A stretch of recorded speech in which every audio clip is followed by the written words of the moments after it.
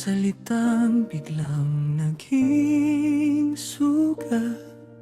Hindi ang pagtanggi ang siyang masakit, kundi ang paraang tumimo sa dibdib. Unti-unti akong lumayo sa'yo, hinayaan mo nang manahimik ang puso. Ayokong madamay ang bawat pangarap, sa lungkot na pilit akong hinahatak. Kapag mabigat na ang aking damdamin, iba ang aking daang tatahakin. Hanapin ko ang liwanag muli, kahit ikaw ay wala sa aking tabi. Hindi na ako maghihintay kung ako lang ang laging lumalaban. Pagmamahal ay hindi dapat isang taong pilit na pinapasan. Kung saan may taong nagpapahalaga, doon ko ibubuhos ang aking sigla. Hindi ikot ang mundo ko sa'yo kung hindi mo kayang pahalagahan ito.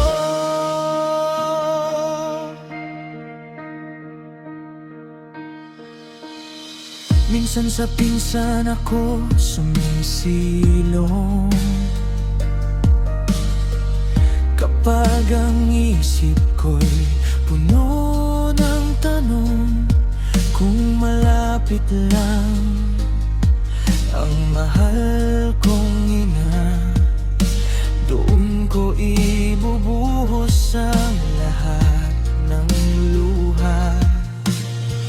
Alam kong may iba kang pinaglalaanan. Kapag tayo'y hindi nagkakaway, may mga taong pumupuno sa kulang. Habang ako'y natutong bumitaw na lamang,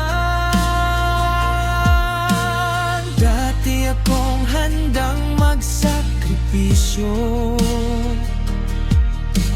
kahit ako na lang ang laging talo.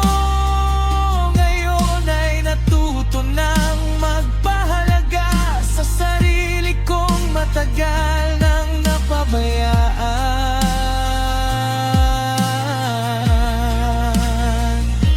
Kung relasyon ay laban ng pagtitiis, hindi ko nahahayaang ako'y maubos. Mas pipiliin kong maging payapa kaysa manatili sa sakit na dala.